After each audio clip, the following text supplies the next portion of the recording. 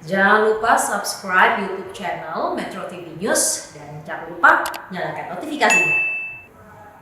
Bagi Anda yang sedang berjuang melawan COVID-19 pemirsa, terutama untuk pasien bergejala ringan dan tanpa gejala yang melakukan isolasi mandiri baik di rumah sakit maupun di rumah, tahukah Anda ternyata ada beberapa jenis olahraga yang tetap harus dilakukan meski Anda sedang dalam proses penyembuhan. Ya, pasien positif COVID-19 tetap boleh berolahraga namun dengan memilih jenis olahraga yang tepat.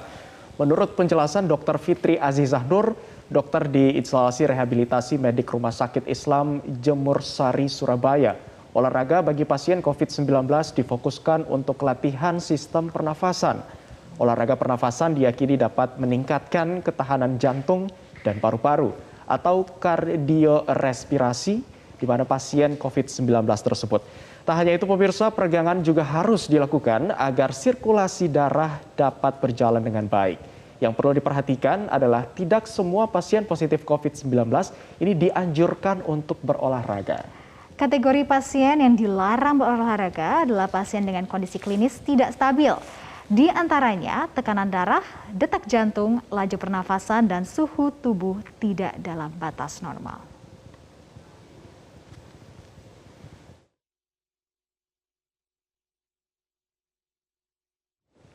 Dan pemirsa, untuk membahas lebih lanjut mengenai olahraga yang aman, seperti apa yang bisa dilakukan secara mandiri oleh pasien COVID-19 saat isolasi mandiri? Kami sudah terhubung dengan Dr. Fitri Azizah Nur, spesialis kedokteran fisik dan rehabilitasi. Selamat siang, Dr. Fitri. Selamat siang, Kak Sarah dan Mas. Ya, oke, Ya, selamat baik. siang. Selamat siang Dr. Fitri bersama Sarah dan Abdi. Dan Dr. Fitri, kita juga ingin mengajak pemirsa semua di rumah yang memang memiliki pertanyaan untuk ditanyakan ke Dr. Fitri, yang bisa bergabung bersama kami di 02158399 100. Langsung saja kita mau tanya nih ke Dr. Fitri.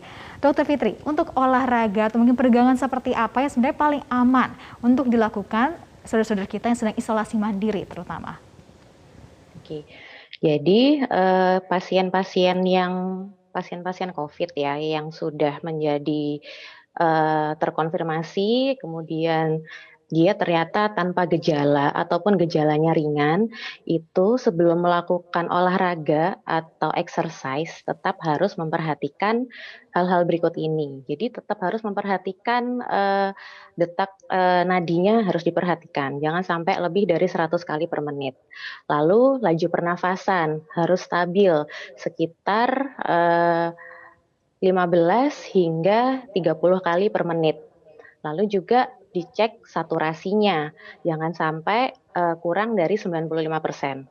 Lalu pasien-pasien yang dengan komorbid seperti kencing manis atau diabetes dan juga darah tinggi, itu juga harus dilihat dulu bagaimana keadaan klinisnya saat itu.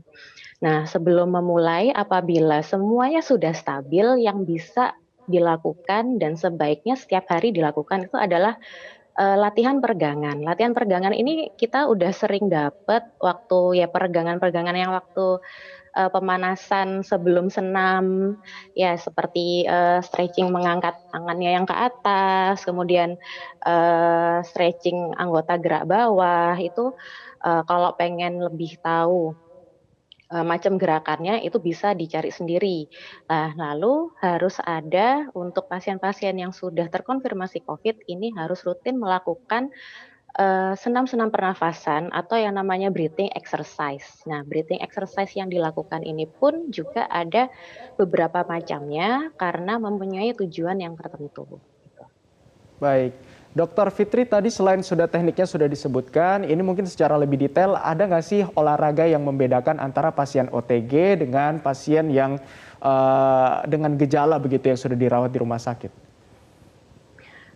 Sebenarnya kalau untuk detail olahraganya itu tidak ada yang jauh berbeda ya, karena kembali lagi kita harus melihat kondisi umum pada pasien tersebut. Memang dengan gejala ringan, tapi pasien dengan gejala ringan ini ada kecenderungan pada pasien COVID itu heart rate-nya dia bisa naik, nadi bisa naik, lalu saturasi Kalau misalnya kurang stabil, rata-rata masih kurang dari 95% juga tidak disarankan. Lalu apabila pasien ini dengan gejala ringan di mana demamnya masih naik turun, masih belum stabil demamnya, itu juga belum disarankan untuk melakukan olahraga ataupun melakukan olahraga. Tapi kalau untuk stretching dan untuk latihan pernafasan pada pasien OTG maupun gejala ringan itu sudah bisa dilakukan. Jadi sebenarnya untuk pasien yang OTG dan gejala ringan itu lagi-lagi harus balik ke kondisi klinis pasiennya masing-masing gitu.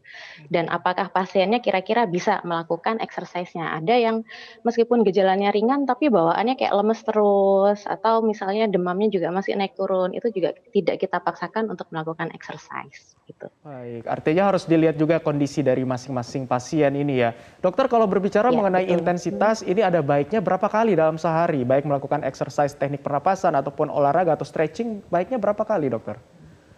Sebaiknya kalau untuk stretching dan latihan pernafasan itu bisa sehari bisa 3 sampai 4 kali. Jadi misalnya pada bangun tidur, kemudian menjelang istirahat siang, kemudian sore hari, kemudian menjelang tidur malam. Itu bisa diulang karena juga gerakan-gerakannya juga cukup simpel dan itu mudah diingat. Oke, Dokter Fitri. Nah, itu dia frekuensinya dan juga pengenalan bagaimana kita bisa melakukan olahraga saat isolasi mandiri. Dokter Fitri, ini kita sudah ada penelpon pertama yang datang dari Bapak Dani di Jakarta. Langsung saja kita sapa. Selamat siang, Pak Dani. Siang, Ya, silakan Pak Dani pertanyaannya untuk Dokter Fitri. siang Dokter Fitri. Ya, selamat siang Pak Dani. Selamat siang, siang Dokter Fitri. Ya, Ya, langsung Halo, saja siang. Pak Dani. Ya, silakan Pak Dani langsung pertanyaannya, Pak. Dok, saya mau bertanya ya dok, kalau dalam kondisi yang kita masih sehat, jadi cara melakukan pernapasan yang terbaik itu seperti apa ya dok ya? Melatih pernapasan yang terbaik. Jadi kita kadang-kadang kan berlatih nafas itu kan juga harus tahu ritmenya, tahu sistemnya harus seperti apa. Karena kalau saya dengar kadang-kadang ada yang bilang untuk tidur dengan sistem tidur itu harus miring ke kiri atau ke kanan atau tengkurap yang paling baik. Nah, sedangkan kemarin saya coba untuk tidur tengkurap tapi rasanya kok cukup berat ya, atau karena memang ini nggak biasa atau bagaimana dok? Kalau boleh tahu dok, ada saran-saran yang terbaiknya seperti apa dok? Baik, terima kasih Pak Dani atas pertanyaannya. Silakan Dokter Fitri langsung jawabannya. Ini untuk yang masih sehat ya, jadi eh, bisa untuk yang masih sehat atau untuk yang terkonfirmasi tapi tanpa gejala gitu ya.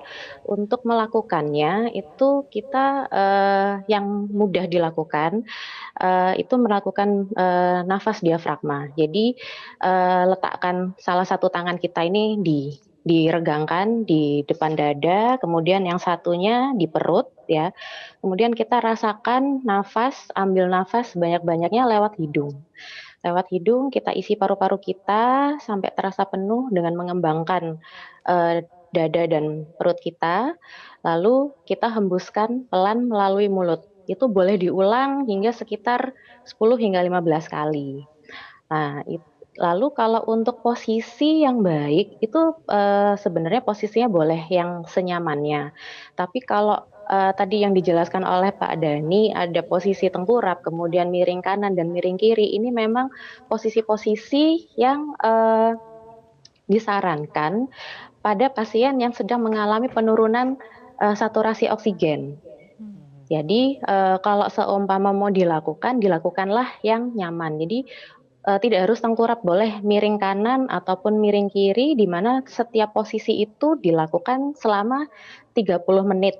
Maksimal 30 menit, sampai 2 jam boleh kalau misalnya masih kuat, lalu kembali ke posisi awal.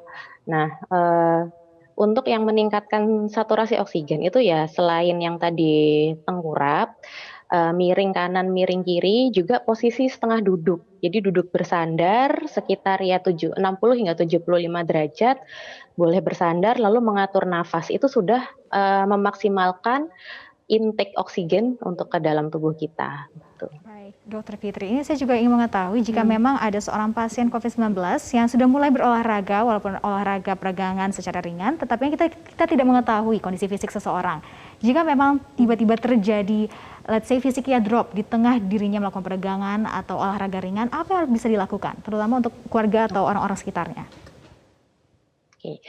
Kalau misalnya terjadi hal-hal yang tidak diinginkan pada saat exercise ya, terus misalnya tiba-tiba lemes atau tiba-tiba terasa tambah sesak, yang harus dilakukan satu, jangan panik. Ya, jangan panik. Kalau ada pertolongan di sekitar rumah, segera minta tolong, duduk atau tiduran dengan tenang, kemudian atur nafasnya.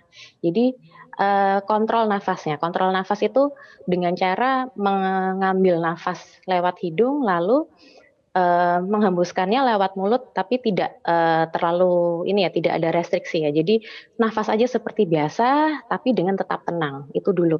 Lalu cek dulu saturasinya, kemudian cek nadinya, terus dicek apakah muncul keringat dingin, tanda-tanda kelelahan. Kalau sudah cukup tenang, kemudian saturasi juga sudah kembali, tanda-tanda fatigue atau tanda-tanda kelelahan sudah bisa teratasi. Kalau mau memulai lagi, bisa dilihat dulu juga. Jadi dicek lagi untuk vital sign-nya, untuk tanda-tanda vitalnya begitu. Baik, Dokter Fitri, ini terkait dengan pasien COVID-19 yang harus mengatur batuknya ini agar efektif. Ini kenapa harus mengatur batuk agar efektif dan fungsinya apa, dokter? Oke, jadi memang ada dalam program rehabilitasi medik ini yang namanya latihan batuk efektif.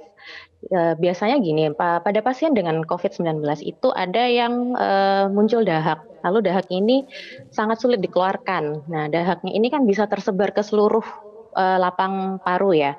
Nah, untuk mengeluarkan itu kalau misalnya tidak dengan latihan batuk efektif, itu pasien akan mengalami kelelahan. Dan kalau batuknya juga tidak optimal, itu nanti dahak-dahak yang ada di situ tuh bisa menyumbat saluran-saluran yang lebih kecil, sehingga pasiennya selesai batuk bukannya tambah lega tapi tambah sesak gitu, karena salurannya tertutup sebagian sama dahak-dahak yang tidak sukses dikeluarkan. Nah, latihan batuk efektif ini fungsinya adalah untuk mengumpulkan, untuk mengeluarkan dahak dengan optimal dengan bantuan otot-otot pernafasan, sehingga pasiennya ini pada saat batuk dan mengeluarkan dahak itu energinya nggak habis hanya karena batuk aja gitu. Memang nanti setelah batuk efektif, biasanya pasien akan merasa tidak nyaman ya, seperti kayak dadanya terasa panas atau kadang nyeri dada gitu. Tapi itu semua memang itu salah satu tanda bahwa dahak yang sudah lama mengendap di paru-paru itu bisa keluar dengan lebih baik gitu. Oke, jadi ada tekniknya untuk mengeluarkan dahak itu dengan sebutan tadi batuk efektif gitu ya, dokter ya? Itu Latihan apakah tiap latihan. pasien beda-beda? Apakah tergantung ada yang batuk berdahak atau yang batuk kering? Ya, biasanya sebenarnya untuk latihan batuk efektif ini untuk semua pasien yang mengalami batuk yang sangat mengganggu. Biasanya kalau batuknya berdahak itu kan dia kayak ada rasa gatal di tenggorokan, kemudian ingin rasanya batuk-batuk terus. Nah, itu kalau batuk-batuknya tidak terkontrol, pasien bisa kelelahan. Atau pasien dengan batuk kering tapi juga yang intermittent ya, jadi terus-terusan gitu. Terus-terusan itu nanti juga akan mengakibatkan pasiennya bisa kelelahan. Nah, kalau misalnya pasien kelelahan hanya untuk batuk, yang ditakutkan nanti juga intake saturasinya juga saturasinya bisa turun. Jadi pasiennya bisa kekurangan oksigen hanya karena batuk yang kurang efektif gitu. Lalu kalau untuk bicara, Ya silakan lanjutkan dulu, dokter. Kalau untuk tekniknya, jadi sebelum memulai latihan batuk efektif itu bisa meminum 1 gelas air hangat yang nyaman untuk tubuh kita sendiri. Lalu dengan tangan yang ditelungkupkan ini kita bisa pukulkan merata di dada kita. Lalu pada saat ingin batuk, ambil nafas, buang nafas beberapa kali. Lalu misalnya pada nafas yang ketiga, kita isi full paru-paru kita. Lalu kita dorong, kita batukkan penuh dengan kekuatan kita yang kita bisa. kalau misalnya di rumah jangan lupa dengan tata cara batuk yang aman. Jadi misalnya dengan menutup di siku seperti itu. Jadi ambil nafas sampai 3 kali lalu jadi itu biar lendir-lendirnya, dahak-dahaknya bisa keluar dengan lebih baik lagi dan oksigenasi di dalam juga lebih baik lagi. Lebih efektif. Baik, terima kasih Iya. Dr. Fitri Azizah Nur, spesialis kedokteran fisik dan rehabilitasi, sudah bergabung bersama kami di Newsline.